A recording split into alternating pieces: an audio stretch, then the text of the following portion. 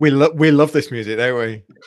Do you know, it's actually quite important for not just the audience, but for us, because I'm like in the zone. This is now the 90-day website mastery podcast. It really is. Welcome. Thanks for joining us. We are live on LinkedIn. We are live on Facebook and on YouTube.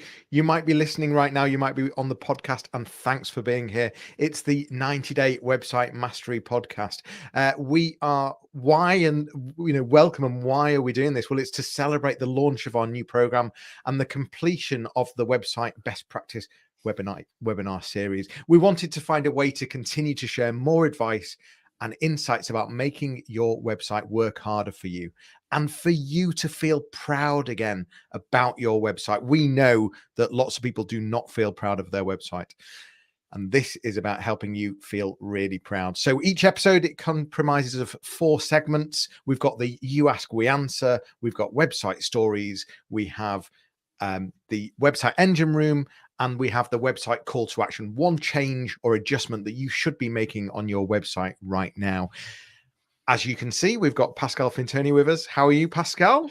I am very well, delighted. And this is interesting because this is a challenge for it. This is short form content, as you and I would understand it, because we are kind of multiple or serial content creators.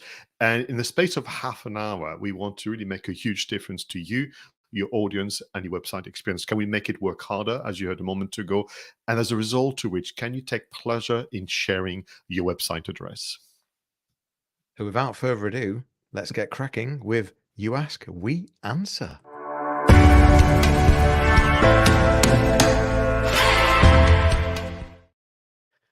Pascal, what have we had submitted by the community this past period?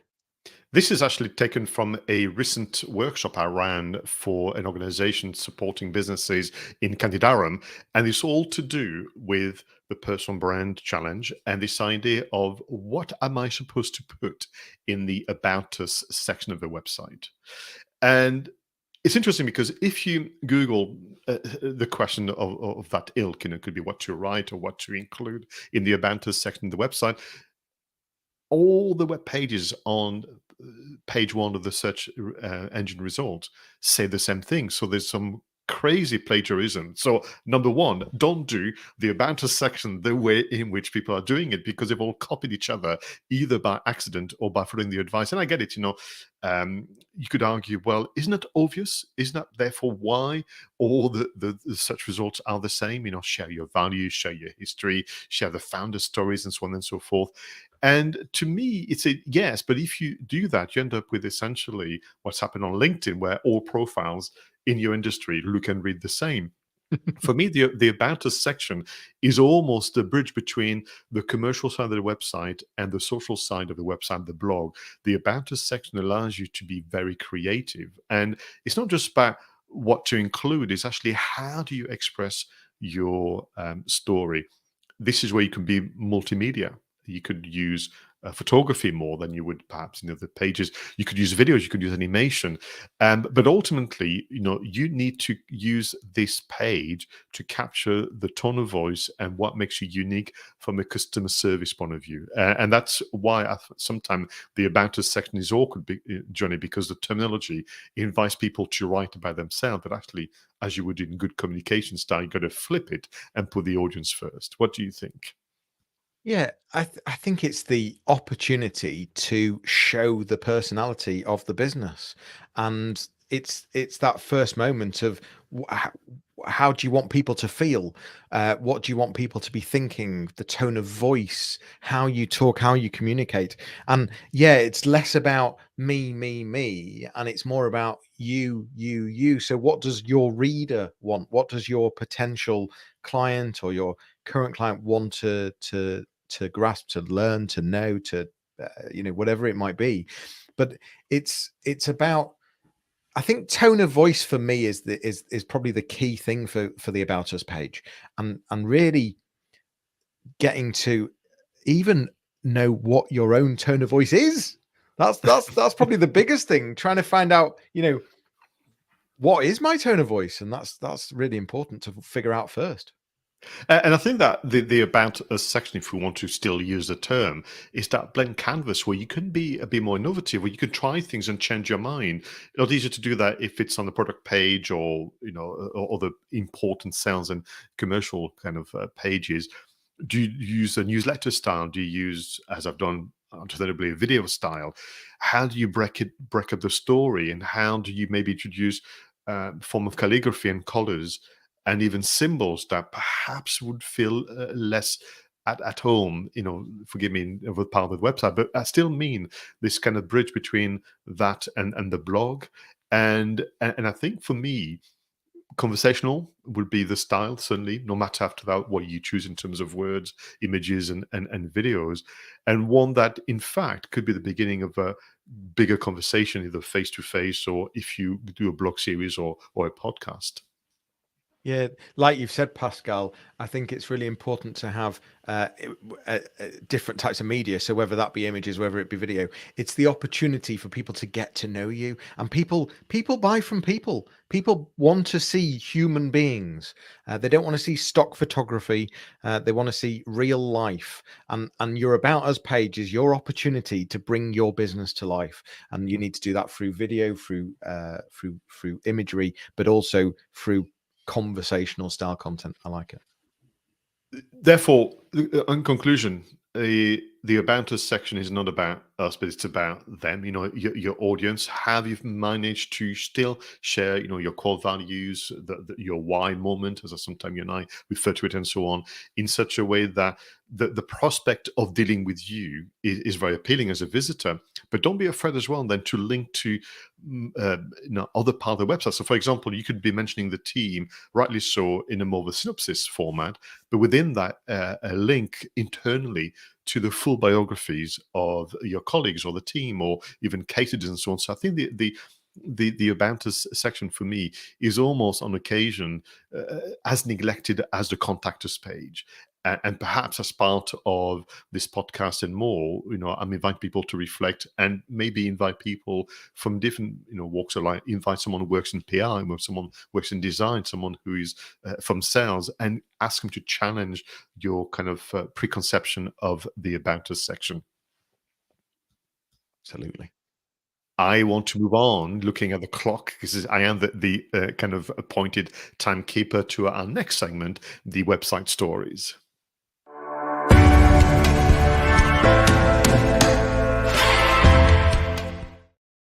So this is about an article, a podcast, a video, an infographic that John and I want to review for you that can help us reflect what it means to be managing a website in today's economy. And our selection is actually quite an intriguing one, because this is an article with the following title: Creating Helpful, Reliable, People-First Content, but it was written by the team at Google, more precisely, the Google Search Central. And this is an article, Johnny, that belongs to the kind of quite content-rich section on SEO. We've got a link in the in the show notes. And what they've done, and I'll come into the details in a moment, I want to get your reaction. What the team at Google has done is creating a page full of questions that you should be asking yourself to make sure that your content is really there to engage human beings, forgive me, as opposed to the search engine and the bots. And you could argue, well, that's another thing to do. I mean, search engine is a machinery, albeit programmed by people. We've learned since the early 2000s to essentially create information that pleases the spiders, but here they are writing quite a detailed article saying you've got that all wrong. You've got to please people first. Yeah, and I think this becomes even more important with the likes of Chat AI, where you've got bots writing content for you. And so it's even more important right now to understand what Google is looking for in terms of good quality content. And it's what's funny is that there's so much common sense in there, but it's a lot of things that people just don't think about or don't consider. And but if you start getting to know Google and how it works, a lot of it is common sense, and it's actually a really good article. It is, and to your point, it's common sense and almost disappointing once it's explained to you plainly, as you and I might in doing our session. So what we want to do is give you the overview of the page to encourage you to have a read. I would share this with your colleagues. I would actually have a meeting about it and start to Mm, use the question themselves. So what they're saying is they've designed a page to help creators evaluate if they are producing content where it's helpful, reliable, and people first. So they have a section called self assess your content, and they have content and quality questions. I'll give you a tease in a moment. They have then expertise questions. Then they have questions: are you truly focused on people first, or are you trying to play a bit of a strange game? And then the third element, of course, leads on that, which is: are you avoiding creating search engine first content? Fourth one, which is is a bit shoehorned in, I would say, in the style of the article, but actually very, very important. They're saying get to know the EEAT and the quality rate guidelines. And they're saying, well, what is all this? Well, it's all to do with the recent update, which I mean, each update builds on itself, but they're asking for content where there is the evidence of experience, the evidence of expertise, the evidence of authority, and the evidence of trustworthiness. And all this then combine into this very ugly acronym of EEAT. And but have a read the article, because again, as Johnny told you a moment ago, it's so incredibly common sense. And then the final bit, they have got questioned about the who, the how, and the why. So, like I said, it's an article you can read, but it's there to instigate conversation internally. Let me give you some examples, Johnny, of the kind of question that they're asking. So, in the content and quality question, they're saying, for example, does the content provide original information, reporting, research, or analysis? And it's almost like going back to being a student. Look at the keywords: original information, reporting, research, and analysis. It tells you everything you need to know about the kind of content you want to do. If the content draws from other sources, that's to avoid simply copying and rewriting those sources, and instead provide substantial additional value and originality.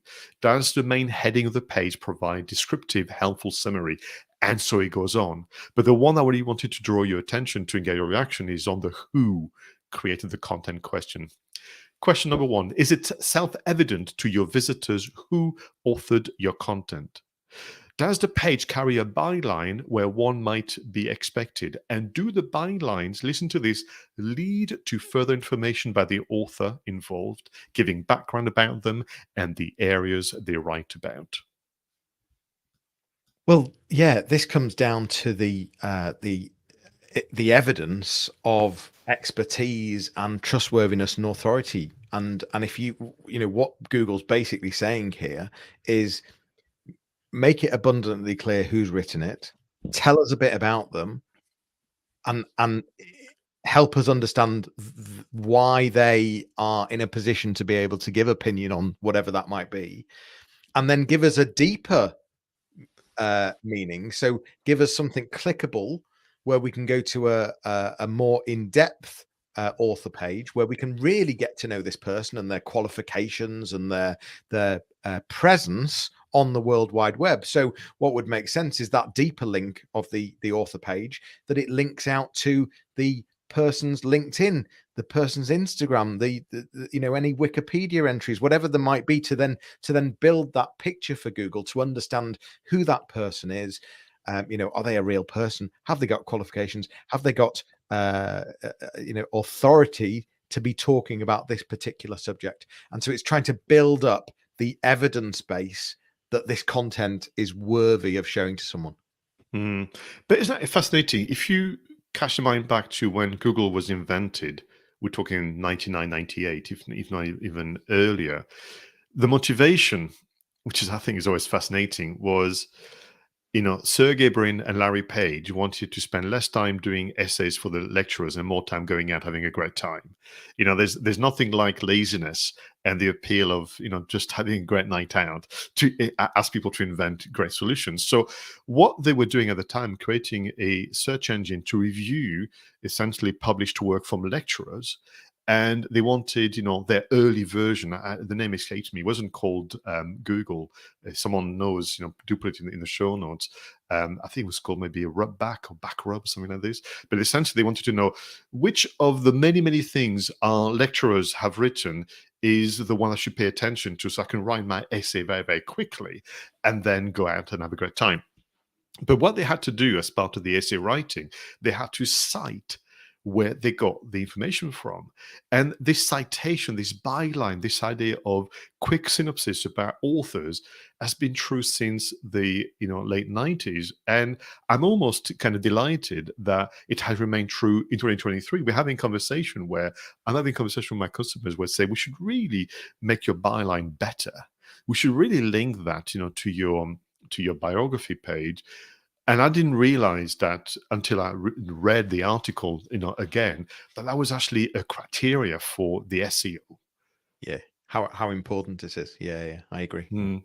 So in terms of, helpful, reliable content, an article written by people who are in charge of a piece of machinery, but I think it's quite reassuring that they have this people first, mentality. Yeah, and I think it's just one thing that's worth mentioning, by the way, is Mm, that there's nothing wrong with using AI content at all. I think that's really important to say.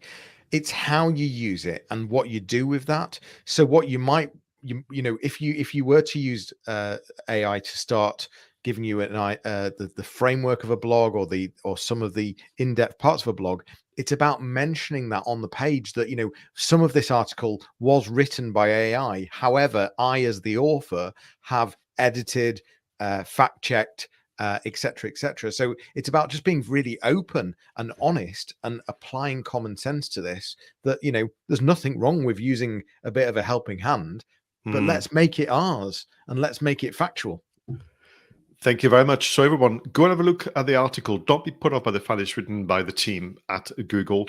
It's easy to read. It's understandable. There's no jargon. There's nothing technical about it. It's just good common sense, and you might find that intuitively, all of you be doing a lot of it right. We just need to get that 20% extra, such as, for example, who created the content.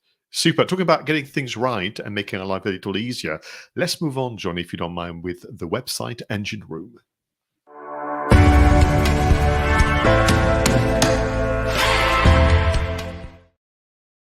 So in this section, we recommend one app, one online solution each that can make life easier as a website content creator and manager. So what have you discovered from the interweb, Johnny, that can make life easier indeed? So talk.to, TAWK.to, it's a live chatbot, and it's free of charge. It's really easy to use. What we're talking about here is adding value to your website and giving, to some extent, Generation Z, how they use websites is so different. They're expecting very quick answers. They're expecting interaction very quickly. And by having a live chat on the website, it's your opportunity to start engaging very quickly with a potential customer or a potential client. And my advice is explore talk.to. As I said, it's a free tool, very easy to add to a website, and gives you that instant customer service platform where you can have conversation and you can set up workflows and all sorts of different stuff. But there's loads of live chats out there. Talk.to is one to look at. Thank you very much. And what is interesting is it's back to that, which is you made a comment earlier about honesty and clarity. So where people get it wrong sometimes, they've used live chat to pretend that the visitor was talking to a team member, and very quickly you're not. If you've been in the receipt of a badly disguised chatbot, and for me that's just that, isn't it? It is. You could have the clarity on your website saying, well, between the hours of X and Y on those days of the week, it will be Johnny or Pascal. Between, any other time, you'll be talking to our digital assistant or whichever term you favor. So don't be afraid, anyone, to use the tools, but marry it up with that openness and clarity that Johnny spoke to you about. I must confess that I had reasons to get in touch with a few kind of high street brands recently because of things that I was not too happy about. And the live chat has been always, without fail, the one way to get satisfaction. It works really well. So I think in a funny kind of way, Johnny, what you're showing us is that whilst one could assume, well, I'm too small or my business is not right for that, the bigger brands out there are going to be creating the baseline. Big like Amazon has become the baseline for e-commerce. Will the others be the baseline for live chat? Yeah. I wanted to kind of bring to the the engine room this idea of storyboarding. So I was looking at notes from our previous kind of episodes, and video has been a bit of a thread through without saying have a video on the homepage. Now I'm talking about the About Us section, and there's an important step for all of us before you launch into video recording. It is to storyboard what you're gonna do. So visme.co can be used for a number of visual kind of content, from reports to kind of things. But you can now, they've launched a free storyboard creator. So you can literally follow the link on the show notes, and you can start to really create some static visuals to illustrate the point you want to make via a moving images. And therefore, I would say, in the context of the About Us section that we spoke a moment ago, then want to use visme.co as part of a team effort and storyboard your next kind of storytelling iteration of that particular page. So visme.co /storyboard -creator, free of charge, and have a go. I think it's going to really help out capture a point, and also maybe point to you where you need to work a bit harder on some of the key messages. Yeah, and it's fully understandable why you talk about video, Pascal. Totally, and please do not stop, because some of the video you create is just wow, and it's the key thing is it's a medium that engages. So you carry on talking about video, don't you worry. Thank you very much. Now we've reached, fortunately, but time is flying through, the last segment of 90-Day Website Mastery Podcast, the website call to action.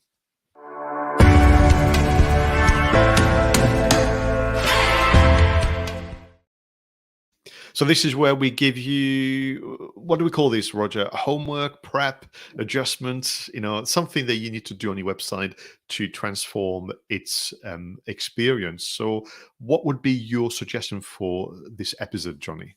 Yeah, one change that you could perform on your website, and how apt the name of this segment is, the website call to action. Have you thought about the call to actions on your website? And I'm talking about that button that you're trying to drive people to. In fact, actually take a step back. What is it you're trying to get people to do?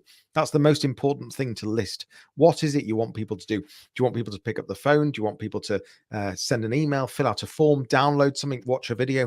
What's the key thing that you want people to do? And have you made it abundantly obvious to the user that that's what you want them to do?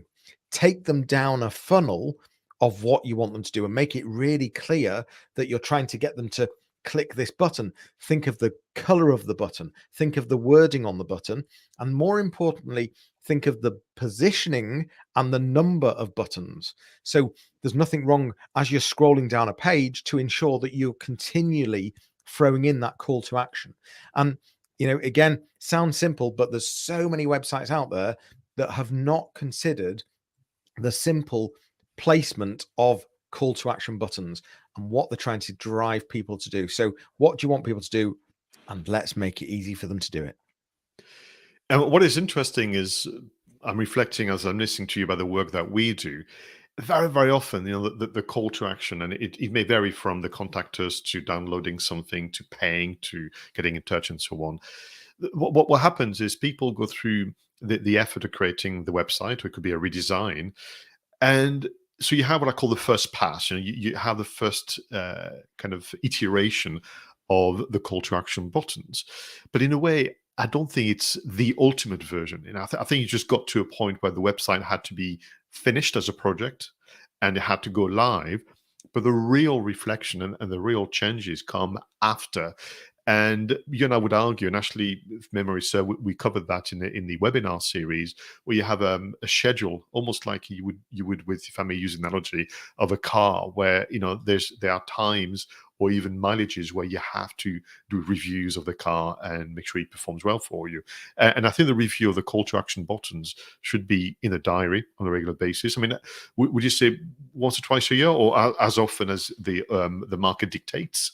Yeah, and as the business evolves as well, what's working for the business, what's driving the most conversion, and understanding, that's the key thing as the business evolves, and making sure that you marry that on the website. Because if you were to ask a website owner what they want people to do today versus asking them again in 6 months' time, things will have changed. No, absolutely. So for me, I thought I should, follow through the conversation we had, particularly with your ask, we answer, with everything else about the About Us page. And I want to recommend people review and create three types of profiles for everyone in the organization, which I know going, oh my God, there's 20 of us, there's 30 of us, there's five of us. Just take your time with it. But my recommendation, Johnny, is that you have three types. Number one, the byline, so that you, as the author or contributor to an article, can have a moment to shine. So think of it as something that is very, very short.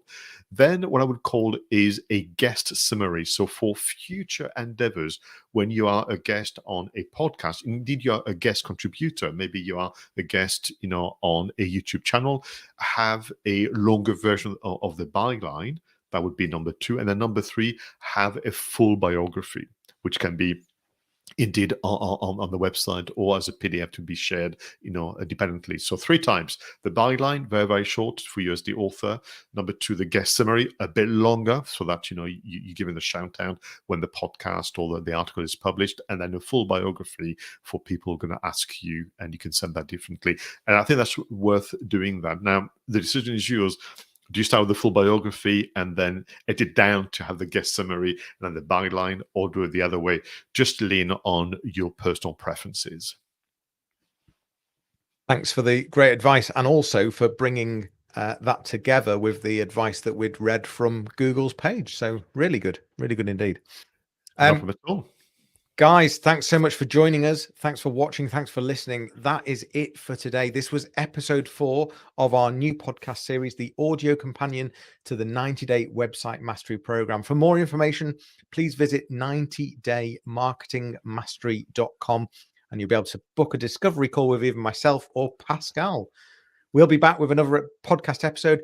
In the meantime, feel free to send your questions, share your preferred app and links to your website once you've made the changes we spoke about, because we'd love to give you a shout out. Bye for now, everyone, and we'll leave you with a fun video and audio montage whilst you go through your notes and actions. See you soon.